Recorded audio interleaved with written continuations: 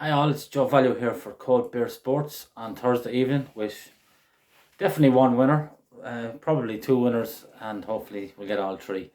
So before I get on to them, um, today a bit disappointing today. The last horse there ran quite well, Damn the Steel. He was third, ran a good race.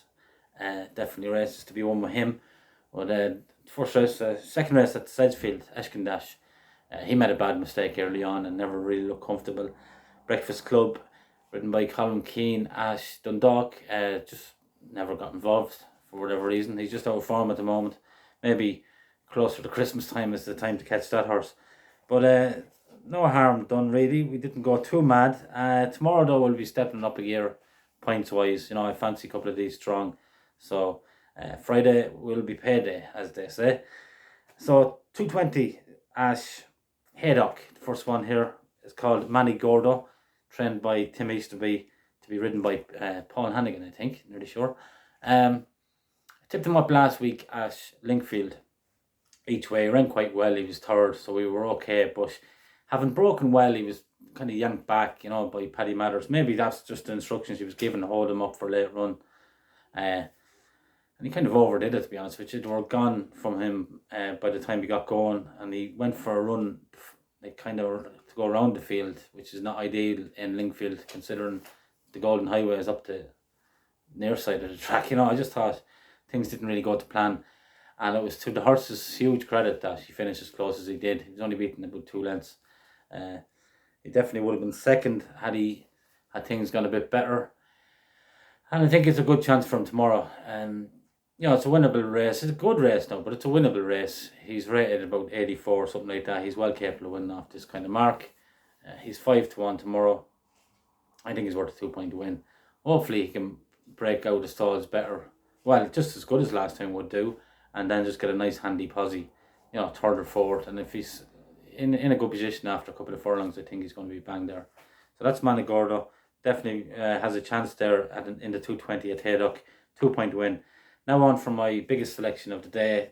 I've only had one 6-point win since I've started doing this before. That's the highest I've ever done, and it won, lucky enough.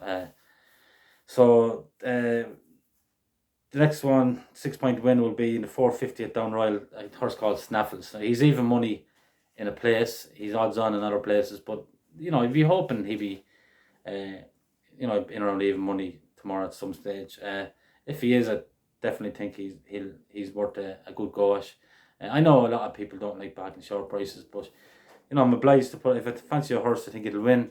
I'm going to stick it up there if it's in around even money or better.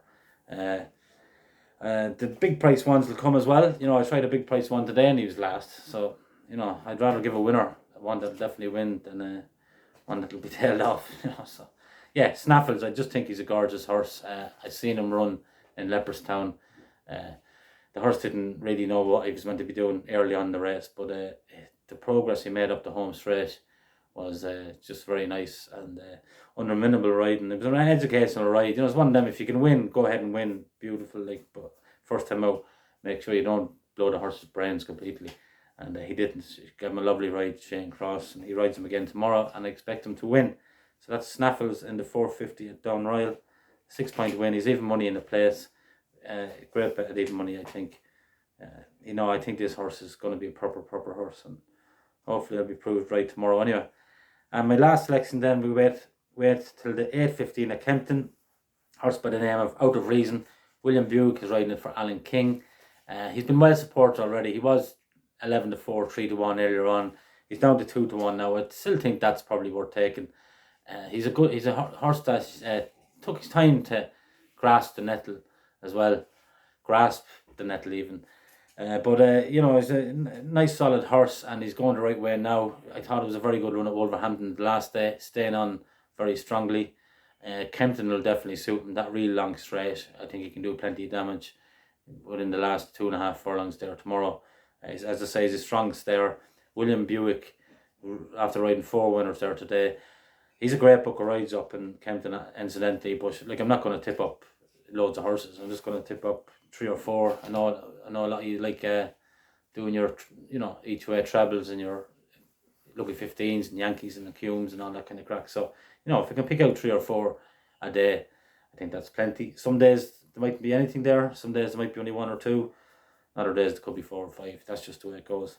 But tomorrow I think them 3 are solid. So the last selection, as I say, out of reason, the 8:15 at Kempton, 3-point win there, 2-1, should go close. So that's basically it. 3 horses there tomorrow, as I say. I think they have every chance.